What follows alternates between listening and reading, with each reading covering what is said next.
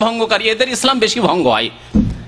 এদের উজু টুটে না, এদের আগে ইমানই টুটে আছে, এদের ইসলামই টুটে আছে। উজু টুটার প্রয়োজন নেই, উজু নষ্ট হওয়ার প্রয়োজন নেই, আর নামাজ নষ্ট হওয়ার প্রয়োজন নেই। তার আগে ইমানই নষ্ট হয়ে আছে, তার উজু আর নামাজের প্রয়োজনই কি? উজু নামাজ তো তখনই প্রয়োজন হবে যখন ইমানটা ঠিক থাকবে, ইসলাম ঠিক থাকবে। তো যেই ব্যক্তি কাফেরকে কাফের মনে করে না, একজনকে কবরে সেজদা করতে দেখছে আর তারপরে বলছে না না মূর্খ সমাজ, জানেন না কি করবেন, এরাও তো আমাদের মুসলমান। মুশরিককে মুশরিক মনে করলো না, কাফেরকে কাফের মনে করলো না। এ হচ্ছে ঈমান ভঙ্গকারী বিষয়। ঈমান ভঙ্গকারী আরেকটি বিষয় হচ্ছে যে যেই ব্যক্তি এই ধারণা রাখলো যে আল্লাহ পাক রব্বুল আলামিনের কোরআনুল কারীম দিয়ে দেশ শাসন করা যেমন তেমনি মানব রচিত বিধান দিয়ে দেশ শাসন করা একই কথায়, এরাও দেশ পরিচালনা করছে, ওরাও দেশ পরিচালনা করবো বলছে, দুটোই সমান, অসুবিধা কি? যারা বলছে ইসলামী আইনের বাস্তবায়ন, কোরআন সুন্নাহর বাস্তবায়ন করব, তাদের কথাও ঠিক আছে।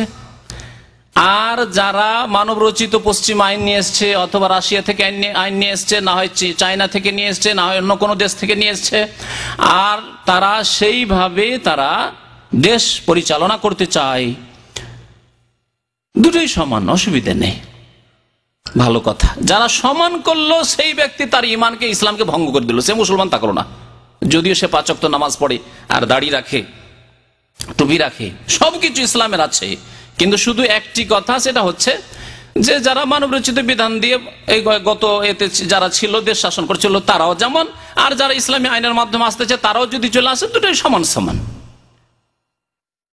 তাহলে ইমান ভঙ্গ করে দিল, ইসলাম নষ্ট করে দিল। তাহলে সমান বললে যদি ইমান নষ্ট হয়, তাহলে কেউ যদি বলে যে না কোরআন 1400 বছর আগের, ওই পুঁথি দিয়ে আর কাজ হবে না।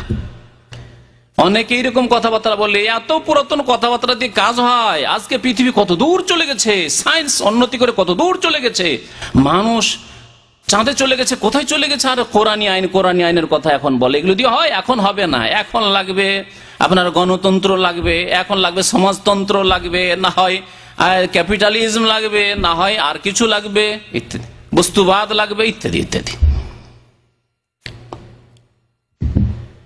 তাহলে যারা বলবে যে না কোরআনী আইনের চাইতে বর্তমান যে আইনগুলি আছে মুসলিম সমাজে, মুসলিম দেশে, সেটি ভালো, তাহলে তার কথা কি বলবেন? যদি সমান করে দিয়ে ইমান ভঙ্গ হয়ে যায়, তাহলে কেউ যদি বলে কোরআনী আইন চাইতে মানব রচিত আইন বেশি ভালো, সেটি ফলপ্রসূ, তাহলে তার কুফরিতে আরো কোনো সন্দেহ নেই, তার ইসলাম নষ্ট হয়ে যাবে, আরো কোনো সন্দেহ নেই, ইসলাম নষ্ট হয়ে যায়। আল্লাহ পাক রব্বুল আলামিন কোরআনুল কারীমে বলেছেন যে ওমাল্লাম ইয়াহকুম বিমা আনজালাল্লাহু ফাউলাইকা হুমুল কাফিরুন, আর জালেমুনও বলেছেন ফাসিকুন। এই জন্য পাইকারি হারে কাউকে কাফের বলবেন না, কারণ সেই সমাজে 3 শ্রেণীর লোক আছে, জালেমও আছে, ফাসিকও আছে, কাফের আছে। আল্লাহ ভালো করে জানেন, আমার চাইতে আল্লাহ পাক ভালো জানেন, আপনার চাইতে আল্লাহ পাক ভালো জানেন, সারা বিশ্বের সমস্ত মানুষ চাইতে আল্লাহ পাক ভালো জানেন। তা আল্লাহ পাইকারি হারে কাফের বলেননি সবকে। এক শ্রেণীর লোকে জালেম বলে আখ্যায়িত করেছেন, আরেক শ্রেণীর লোকে ফাসিক বলেছেন, আরেক শ্রেণীর লোকে কাফের বলেছেন। এই বিষয়ে বিস্তারিত যাচ্ছে না, বিস্তারিত আলোচনার জন্য যথেষ্ট সময়ের প্রয়োজন রয়েছে। আর একটি বিষয় রয়েছে, সেটি হচ্ছে যে একটি লোক দ্বীন ইসলাম বা ইসলামের বিধিবিধানকে ঘৃণা করে, ইসলামের খুঁটিগুলি নয়, নামাজ রোজা হজ যাকাত হয়তো আছে, কিন্তু দাড়িকে ঘৃণা করে। আর দাড়িকে ঘৃণা করা মুসলমানের সংখ্যা কত যে আছে আল্লাহ পাকই ভালো জানেন, আল্লাহ পাক ভালো জানেন। স্ত্রী স্বামীর দাড়ি বরদাস্ত করতে পারে না, এইরকম রিপোর্ট আমার কাছে আর ফতোয়া যে কত এসেছে আল্লাহ পাক জানেন। গত সপ্তাহে এক ভাই, গত কয়েকদিন আগে মাত্র এক ভাই এসে বলছে যে শেখ আমি দাড়ি রাখার জন্য আপ্রাণ চেষ্টা করছি, কিন্তু একটি বড় বাধা। তাই আমি হাসতে হাসতে বললাম যে ও আচ্ছা হোম মিনিস্টার তাই না? হ্যাঁ ঠিক বুঝেছেন আপনি, হোম মিনিস্টার সবচেয়ে বড় বাধা, গৃহমন্ত্রী, জি, স্ত্রী বড় বাধা, ঠিক। আর এক ভাই আমার সাথে হজ করে আলহামদুলিল্লাহ তওবা করেছেন, আর দাড়ি রেখেছেন, সেই ওয়াদা করেছেন আরাফার মাঠে, তিনি এখনো কাতিফে তিনি থাকেন, এক ইঞ্জিনিয়ার, বড় দাড়ি রেখেছেন। তো তিনি এই সমস্যায় হজে ওখানে উল্লেখ করলেন।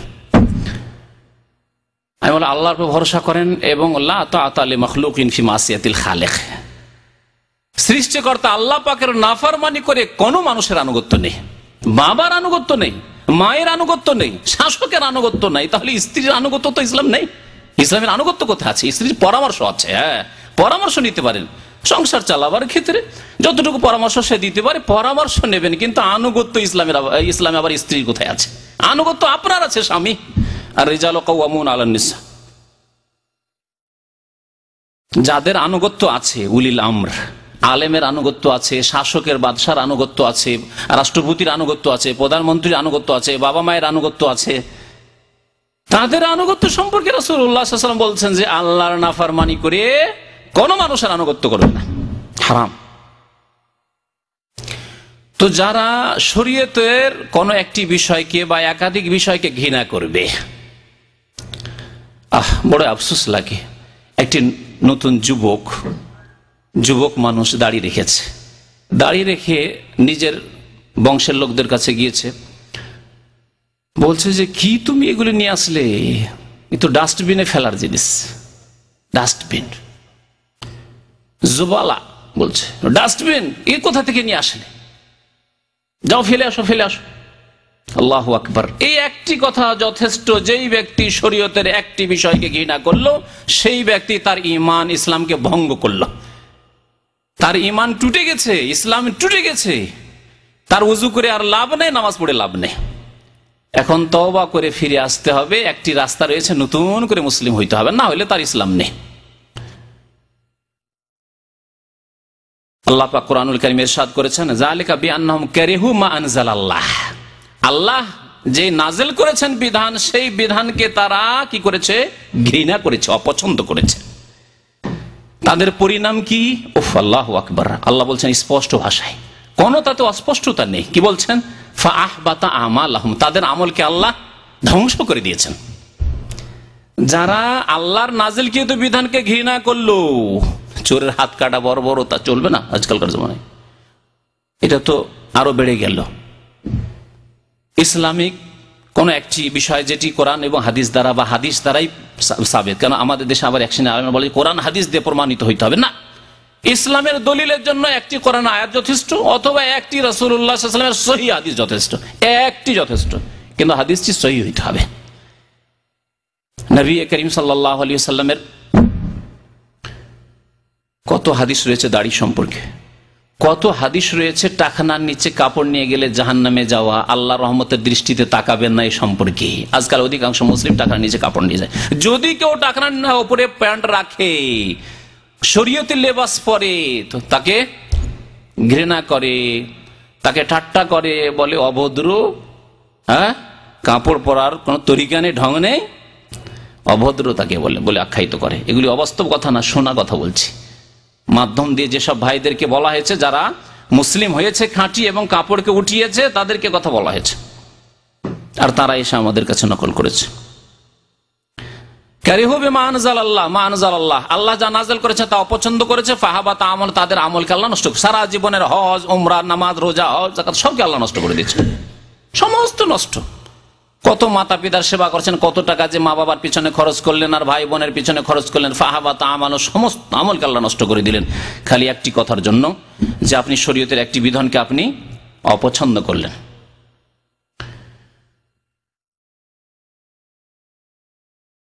7 নম্বরে, যেই ব্যক্তি শরীয়তের কোনো কিছু নিয়ে ঠাট্টা করবে, একটা হচ্ছে ঘৃণা করা আর একটি হচ্ছে ঠাট্টা করা, দুটি হচ্ছে ইসলাম বিরোধী, ইসলাম ভঙ্গকারী, ঈমান ভঙ্গকারী বিষয়।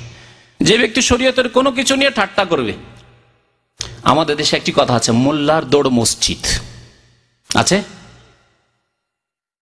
ঠাট্টার ছলে এইরকম, আরে মোল্লাদের কথা, মোল্লার দৌড় মসজিদ, এরা আবার দেশ পরিচালনা করতে পারে। বড় বড় আলেম সম্পর্কে মন্তব্য যদি করে কোন দেশের মানুষ, এই আলেমদের দিয়ে এরা দেশ চালাতে পারে। দেশ চালাবার জন্য একটা ইঞ্জিনিয়ার হইতে হবে, ডাক্তার হইতে হবে, না হলে ওই অ্যাডভোকেট হইতে হবে, যারা ইসলাম সম্পর্কে একেবারে জিরো, অ্যাডভোকেট হইতে হবে, ব্যারিস্টার হইতে হবে, কথা বুঝতে পারছেন, অর্থনীতিবিদ হইতে হবে, এসব হইতে হবে। আর মোল্লার দৌড় মসজিদ, এই ব্যক্তি কি করলো? ঠাট্টা করলো।